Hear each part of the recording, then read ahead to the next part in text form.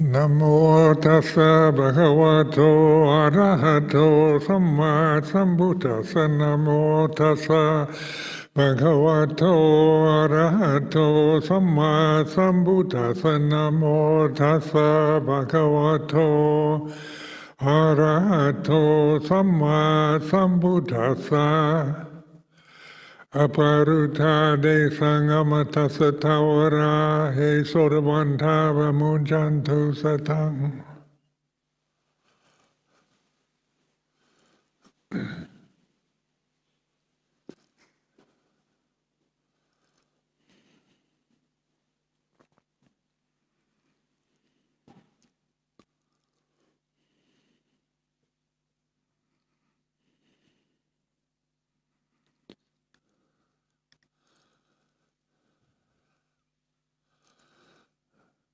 So on the walk over to the temple from my kuti, I noticed the autumnal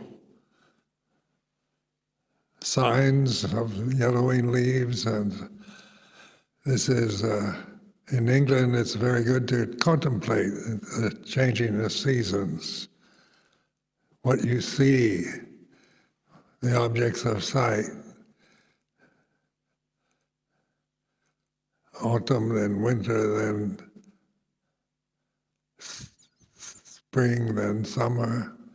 A year passes by, and it's the incessant changingness of the seasons here in this country. It's these simple kind of reflections that keep reminding us this is the way it is, that condition and phenomena is like this. You know, it's always changing, it's never exactly the same.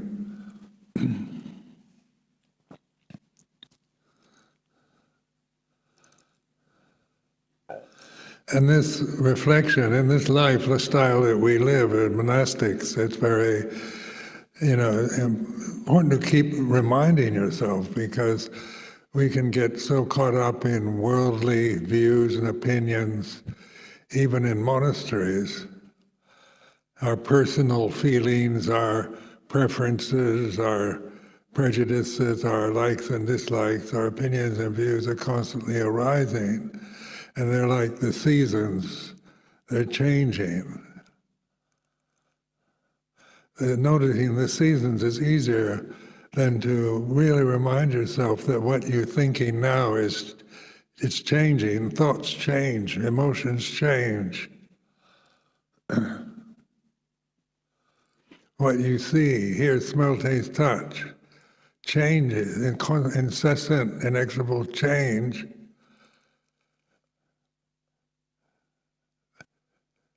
The sense consciousness changes, eyes, ears, nose, tongue, body.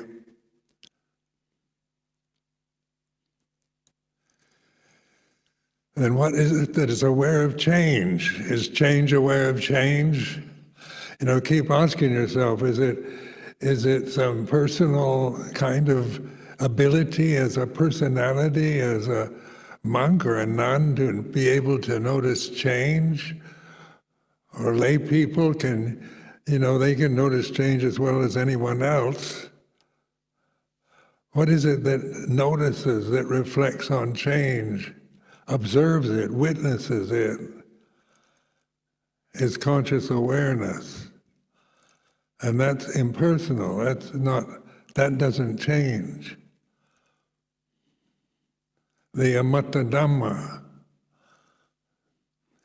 And as long as you identify, cling to sankharas as your identity, you're going to be caught in the samsara, the changingness of life, whether it's for the good or bad conditions. The planet's changing, the solar system's changing.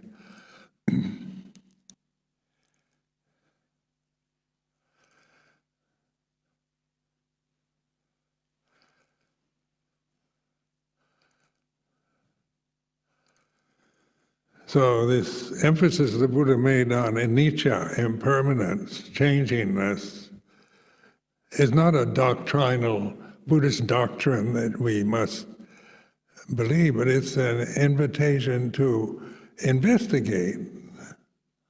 It's to examine, to witness to change, because that's what we're experiencing all the time, day and night, whether we're healthy or sick, young or old, male or female. The observance, the witness, the puto, is not a man or a woman, is not a monk or a nun or a layperson, or even a Buddhist. Was Buddha a Buddhist? They're brought up in Buddhist traditions. Was the Buddha teaching Buddhism? And that's how we generally speak these days. Buddhist videos and websites and study Buddhism, and we're Buddhists. But even in the scriptures, was the Buddha teaching Buddhism or Dhamma? So the Dhamma teachings, as exemplified in the Four Noble Truths, was teaching how to deal with change, how to learn from change, how to let go of the changing habits that we acquire through ignorance, through not observing, not witnessing anything, but just getting caught into the momentum and the madness of the world that we're experiencing.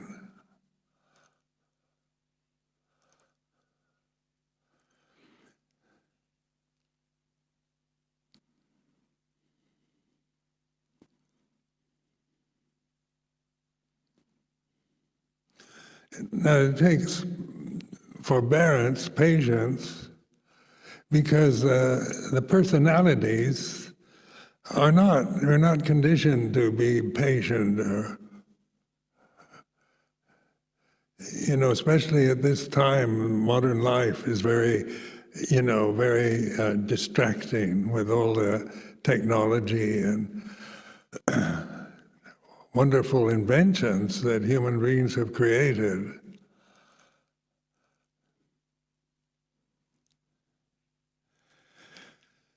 And so we keep busy, reading books,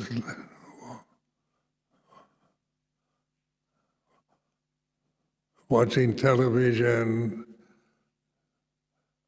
surfing the iPad, telephones that you can call your relatives and friends any time of the day or night, and there's endless distractions, duties, responsibilities. In monastic life, there's so much responsibility. This sense of responsibility is very strong.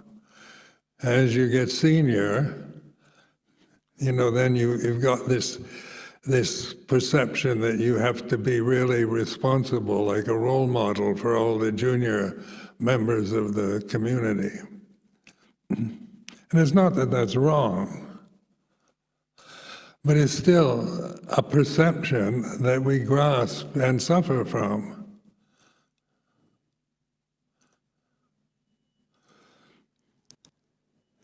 So can a personality, a sakkayaditthi, be responsible when it's a changing, empty condition?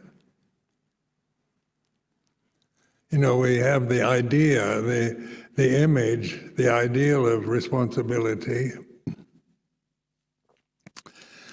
as part of our cultural conditioning and monastic conditioning.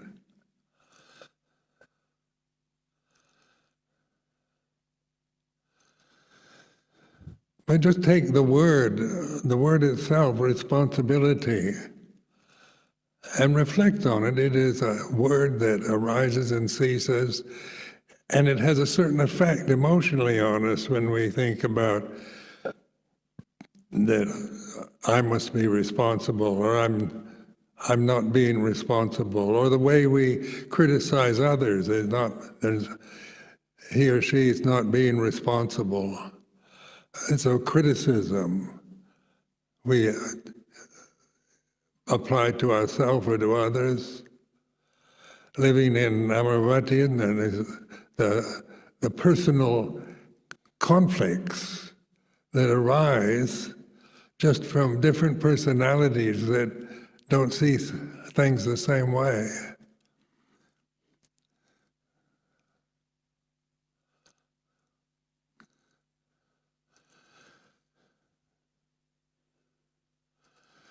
But personality, Sakyaditi, is a condition. It's not a person. It's not really an independent, self-motivated person.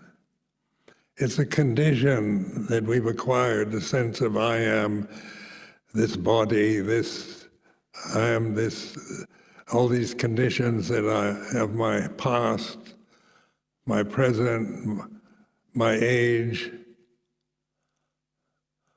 my duties, my responsibilities. This is me. And so we create and believe in and express ourselves as one person to another.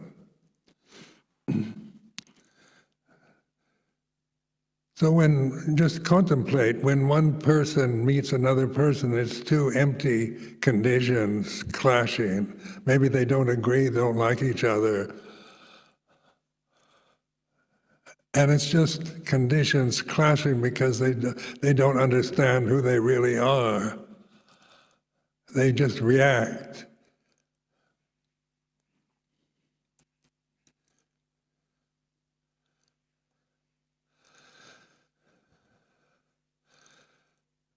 So like and dislike are conditions.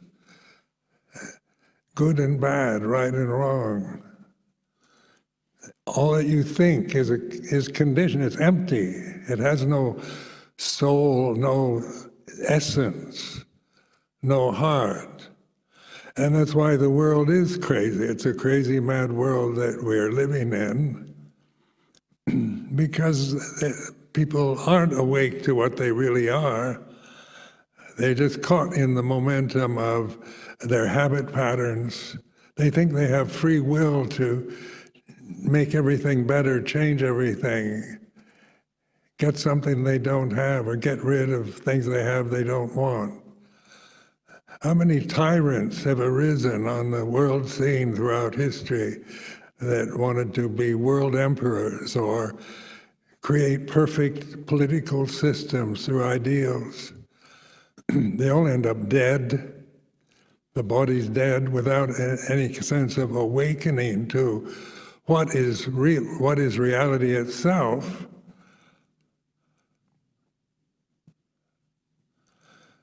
So how can the world ever fulfill an ideal of any sort whatsoever?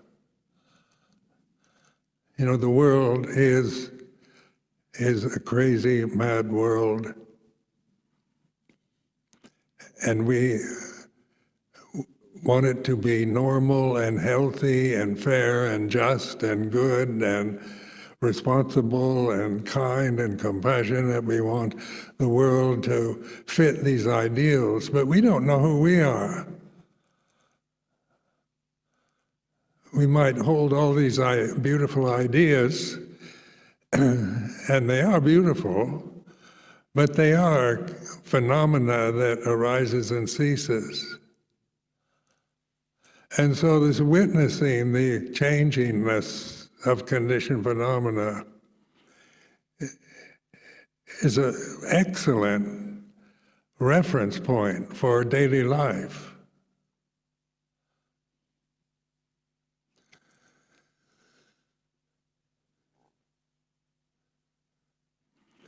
We think there's something called normal behavior and abnormal behavior, and people that are sane and others who are not sane or insane, because people have different conditions to experience.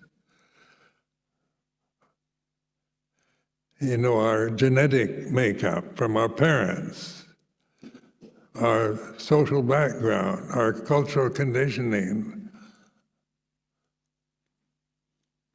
our generational conditioning. All these are,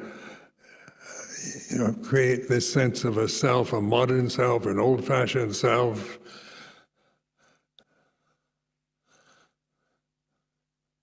What's cool, what's normal, what everybody agrees is normal is like this. But is it really normal? As long as we're caught in the delusions of the sankharas, maybe our sankharas are more positive, which is good karma, it's karmic. But even goodness itself is a sankhara. So when we attach to the idea that I'm good, then we're very much aware of somebody who we believe isn't good. Because if you have good, you have to have bad along with it. So this dualism is a thinking process. Thoughts are all dualistic.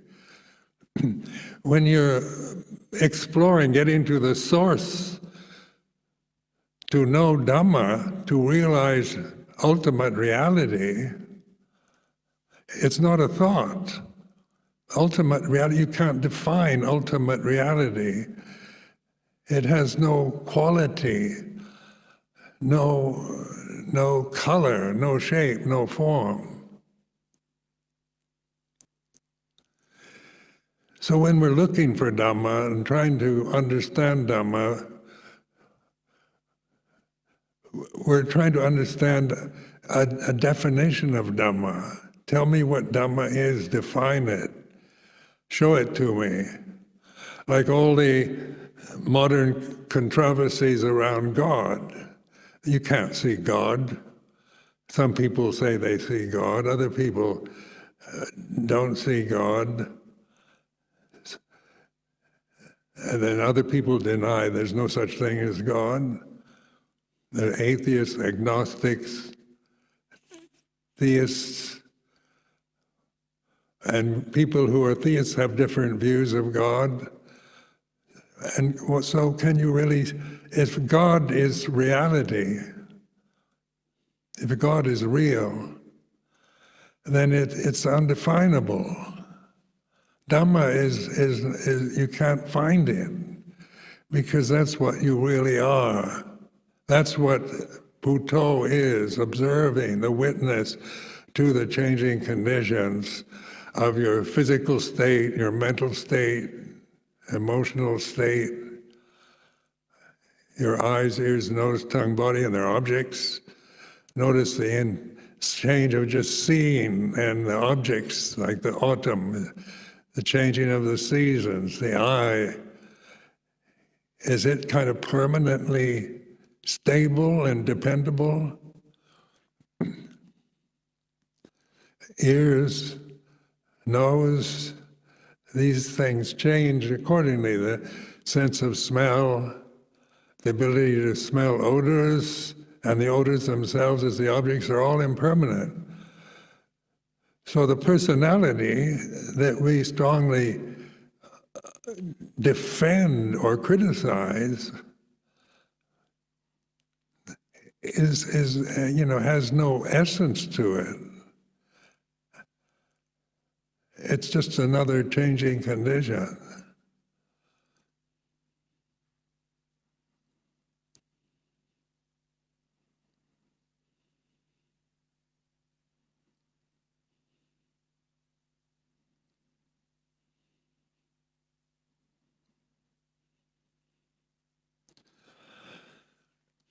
So the search for ultimate truth, you've got to let go of the desire to find ultimate truth, because even the desire to realize ultimate truth is words, thoughts, ideas. You're looking for something that is here and now, that is reality itself, never separate from you.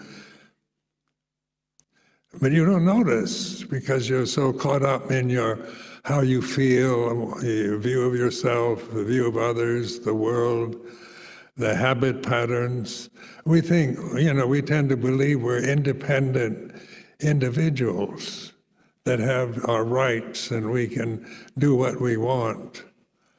Human rights, individual rights, freedom.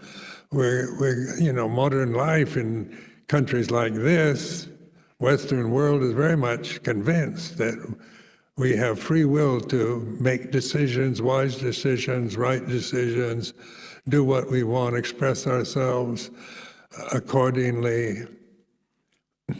And so the ego loves these kind of perceptions.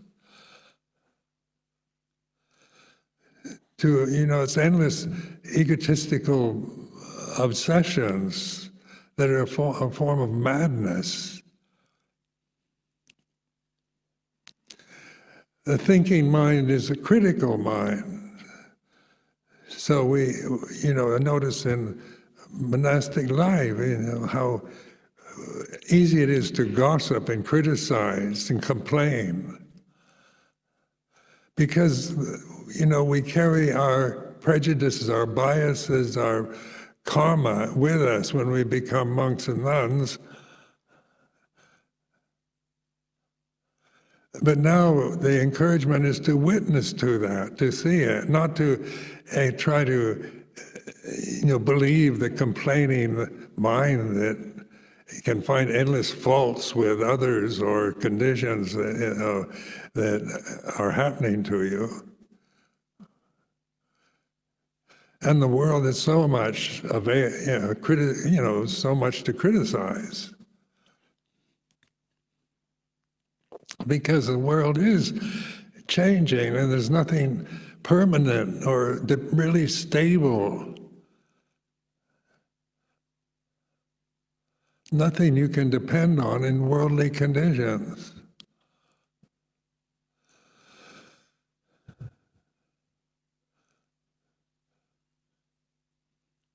So to see the world is not to despise the world, because that's another condition. It's not to destroy the world, but to know the world for what it is. It's another sankhara, changing condition, can take many forms, many qualities that change according to other conditions. The whole planetary universe that we experience through our senses is about change and impermanence.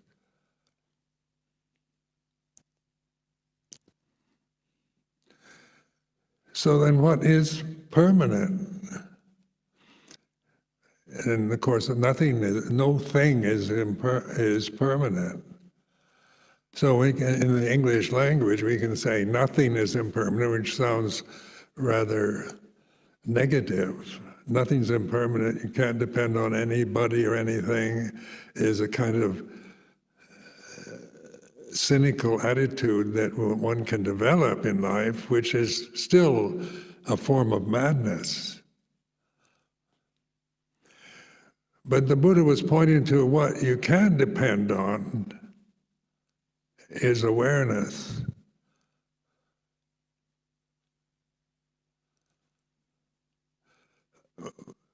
Aparutadi sangamattasatavara, that gate to the deathless is open, and that's sati sampajanya, awareness.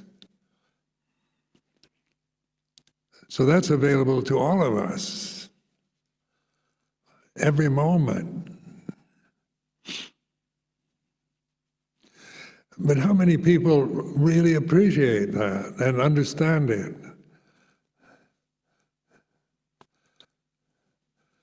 Because we're caught in the momentum of our habits. Sakyaditi Silabhata Paramasa. Notice the second fetter, Silabhata Paramasa, attachment to conventions, to cultural conventions, to social conventions, to religious conventions, to modern conventions, modern ideals.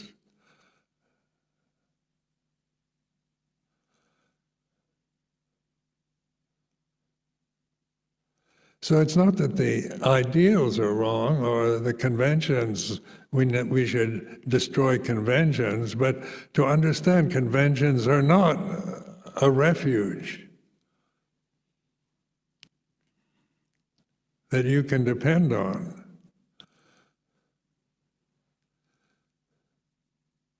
The national health, the life insurance policies, all the attempts to try to make life as safe as possible,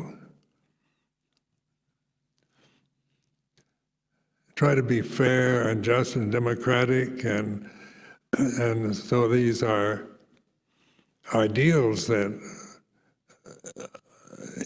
like guiding stars for action and speech. But for liberation, from real liberation from bondage, from a prison of suffering, is through sati sampajanya, mindfulness, intuitive awareness.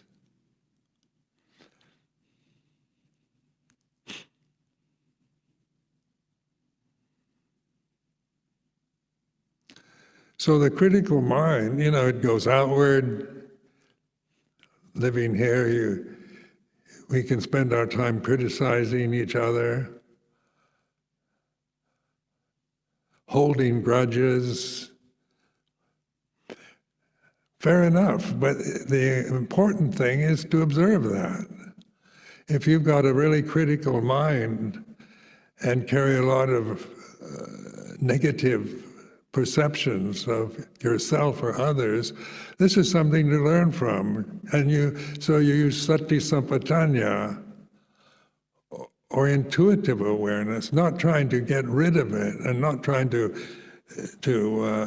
condemn yourself for being one who complains or seeks revenge or whatever, but to observe. The Buddho is a refuge,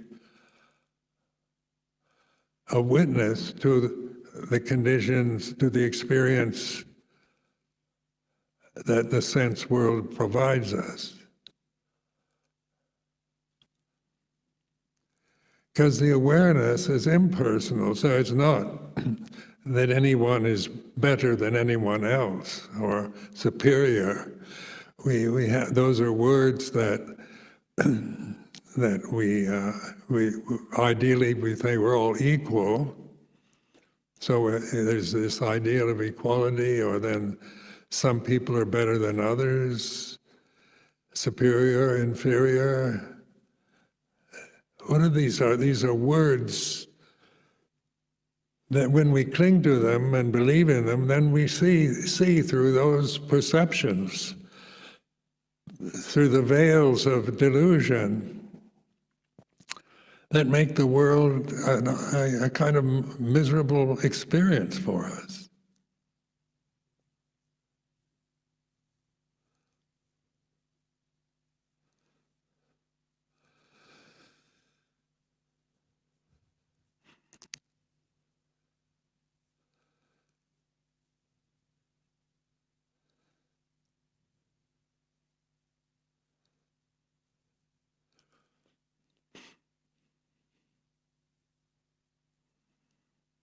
So suffering is the first noble truth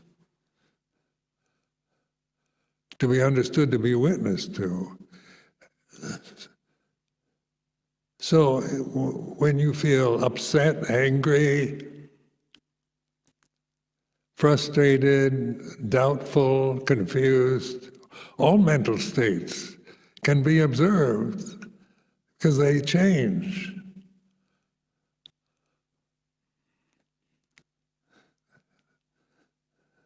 They come and go according to other conditions, to conditions that change.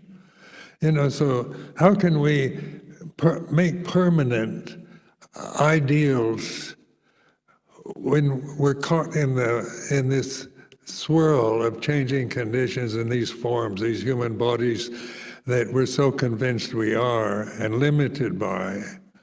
Because every physical human being is a very limited form. Because that's the very nature of conditions. They have qualities.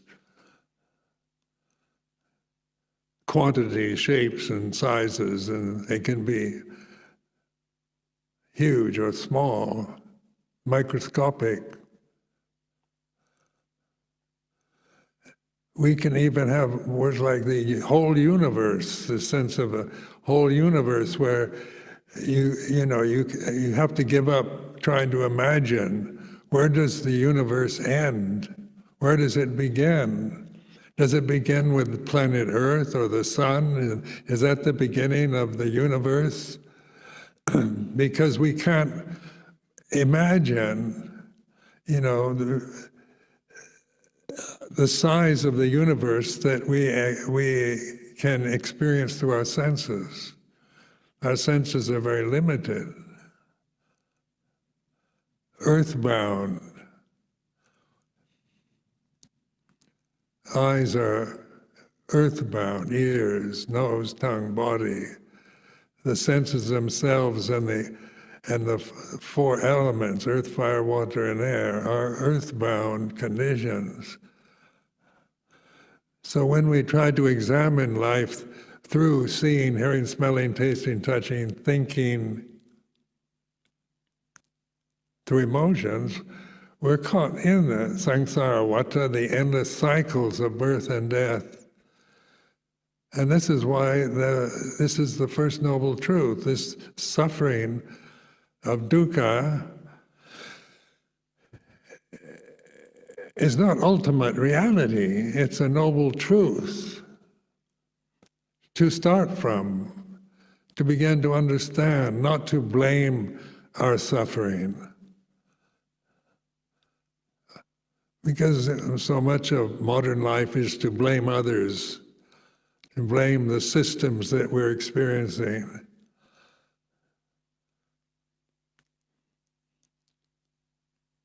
Blame our parents, blame God, blame anyone, the seniors, juniors, the Christians, the Muslims. We can blame the communists or whatever. This is endless seeking of something to say our suffering is caused through external sources. But we're not trying to understand all the external sources that can make us suffer, but to understand the suffering we create through this ignorance, this total lack of understanding, witnessing the way things really are.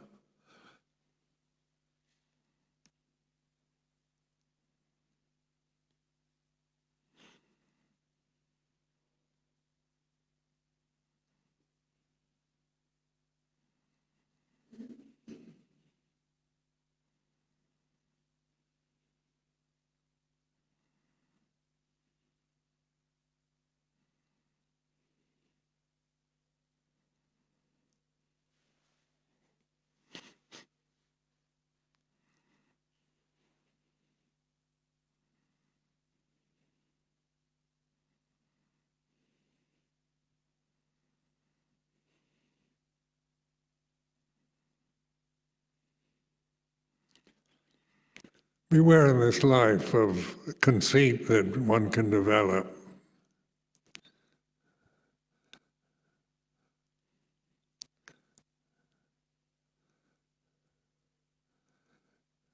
Because we're leading and this is a very nice way to live,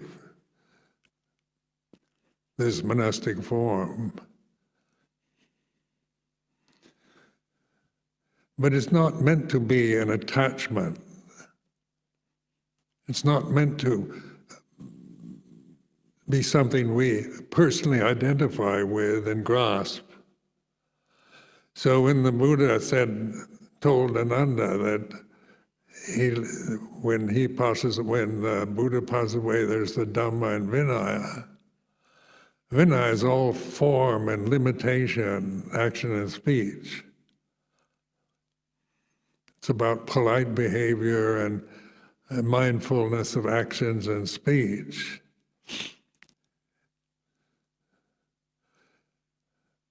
But it's not meant to be taken personally. It's not meant to be a form that we attach to. It's a form we use to realize the liberation of Dhamma. So this is where this investigating things in terms of Dhamma, the way things are,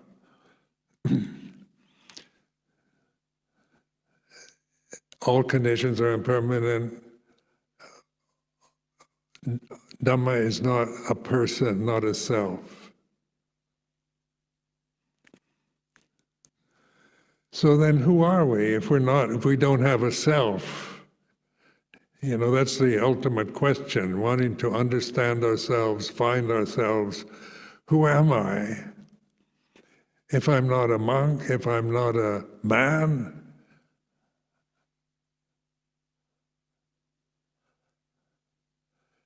if I'm not anything I think or feel, see, hear, smell, taste, touch, if I'm not any of that, then what am I? And you can't find yourself through definition because you don't need to. The liberation is realizing the source of reality itself is what you really are, but it's impersonal. So the liberation that one experiences through this reflective ability is freedom from being caught in the whirlwinds of fate and change and conditioned phenomena. The samsara, the endless cycles, caught in these swirling cycles of change, of birth and death. So even though you let go of the separate self,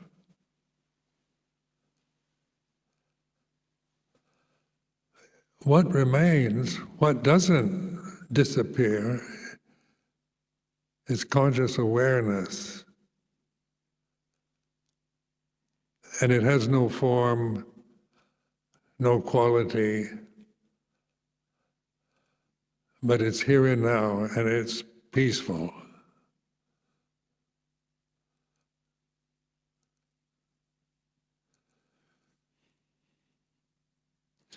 And it's Bhajatang Vaitirapo Vinui, to be realized individually.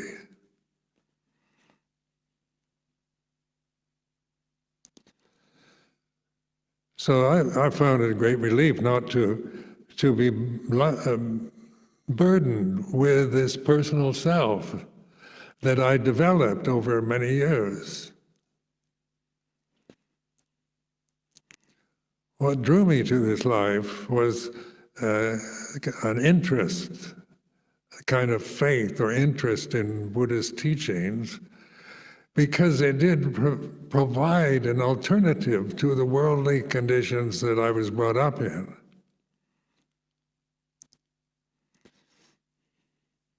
It offered a different opportunity to not just to be caught in the Western modern life that I grew up in, where I was told what to believe and presented with very good ideals, moral precepts, and I had very good parents, and so also in the terms of the worldly conditions, there wasn't any reason for me to suffer if worldly conditions were all so good. But the suffering was always this limited sense of self-awareness, aware that being self-conscious, being worrying what others think, trying to please people, trying to compete and be a winner and a champion and always feeling never good enough because there's always somebody better.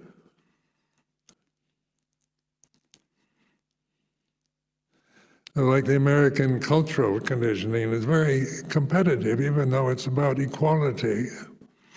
That's the ideal, but the system is who's a winner, who wins the race, who gets the gold medal, the trophies, popularity, celebrity. You know, the word being a sports champion, something like this, are all desirable goals presented on a cultural, not intentionally to influence you, because the ideal is equality.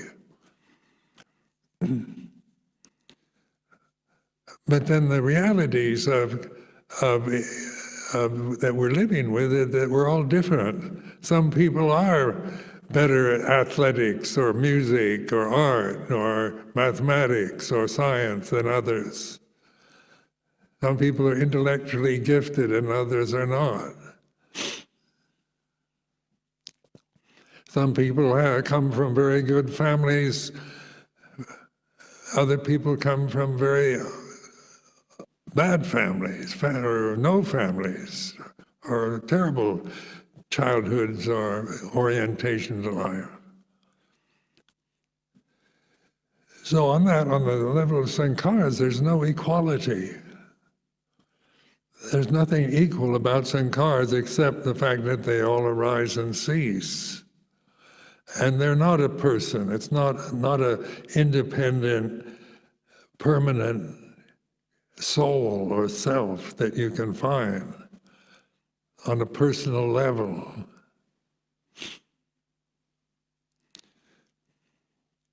There's so much suffering in modern life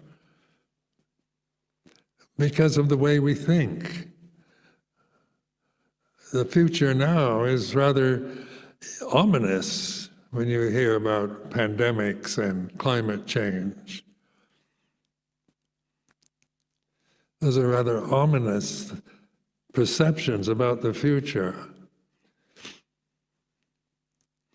And this causes people a lot of worry and fear because the future is frightening. With climate change, the heating up of the planet, and droughts and floods and volcanoes erupting, everything seems so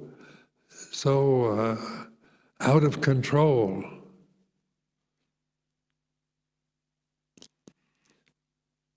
When we'd like to have a future, where we feel safe and everything's going to progress and get better, that's the ideal, where we improve life as we develop, as we advance in our civilization, as progressing towards equality and democracy and so forth, so that there's this faith that in progress, that things are just going to get better and better.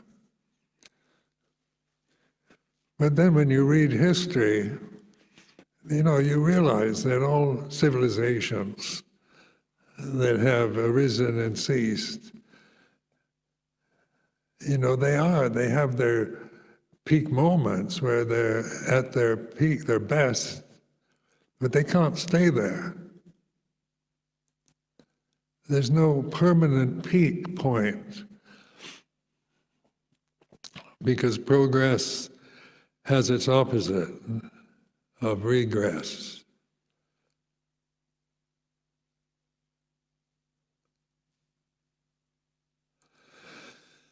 So this is a reflection on the way things are, but what doesn't progress or regress is awareness. Once you begin to use wisdom with conscious awareness, with intuitive awareness, and that's the simple reality of just being the observer, the puto, the witness to the way things are as you experience them. The feeling you have right now is like this, the emotion, the physical experience that each individual is having at this moment is like this. And so it's a way of observing as you bring your attention, instead of looking outward and trying to find peace and happiness through going out into the objects of the senses, you're going inward. This is one way of putting it, by observing the feeling, emotion that feels like this feeling of confusion, of frustration, of doubt, anxiety, worry, fear, uncertainty are like this. You know, you learn from, they're teaching us. They see them as teachers, because only confusion and doubt can teach you about confusion and doubt. And a lot of experience as individual forms is very confusing. The world, the changing conditions that we are experiencing through the senses can be incredibly confusing at times. But don't take that personally as some kind of personal defect, but see, confusion is a condition that arises according to other conditions. It's like this. And you accept it.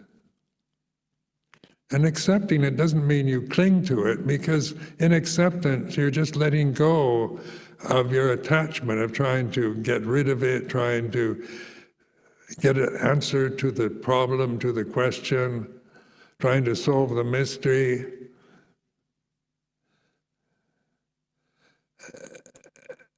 And that just creates more confusion when you're trying to figure out what you should do next.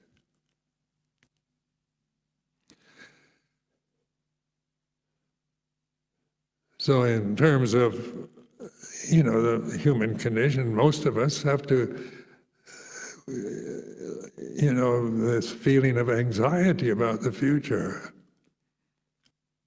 It's uncertain. The predictions that you hear on the media are all rather ominous, not very pleasant to listen to. Modern media presents us with an endless supply of things to worry about or fear. That's news. That's what we call news.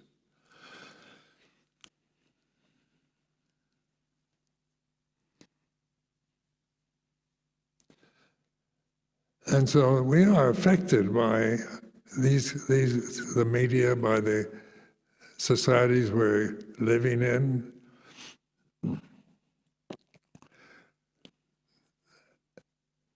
You can't help that. That's just the way things are in terms of the conditioned realm. Ultimately, it is crazy. It goes on and on and on in endless cycles.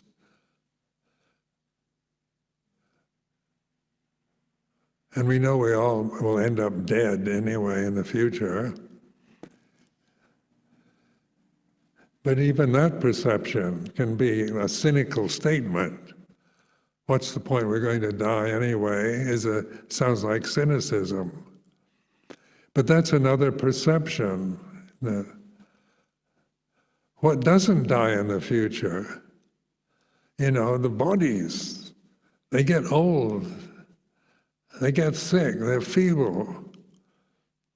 Their senses lessen in their abilities to function. This is old age, is like this. But what is the witness to old age isn't old, is not personal. just by reflecting on old ages like this, then it's all right to whatever's happening to this body physically as it gets older and older, is the way it should be.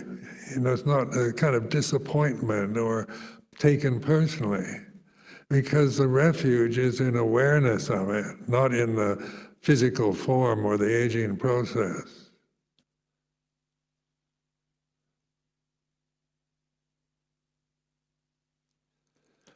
So ultimate reality, you can't find, you can't imagine.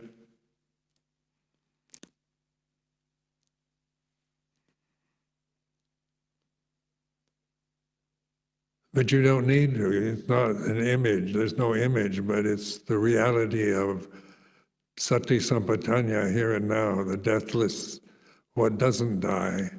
What isn't born and doesn't die is awareness, consciousness, here and now. So when you begin to really trust in this way of reflecting on life, it becomes stronger, and rather than just reconditioning you to a philosophical belief, it's through insight. Vipassana means insight into the way things are.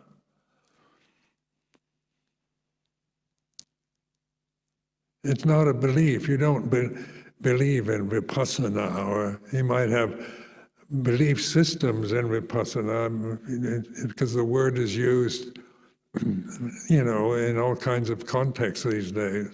But the actual meaning is insight, wisdom, knowledge.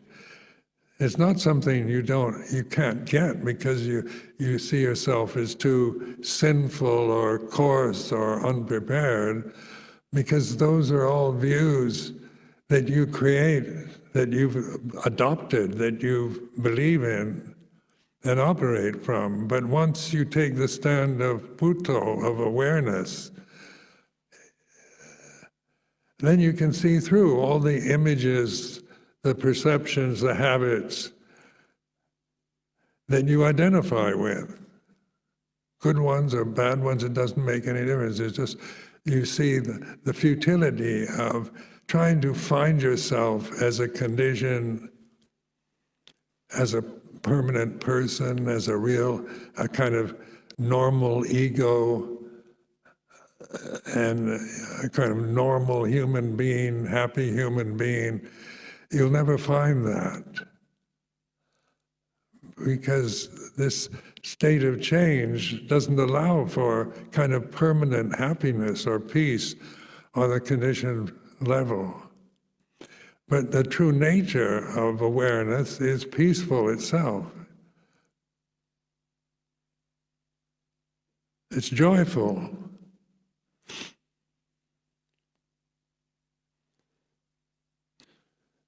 So I offer this as a reflection.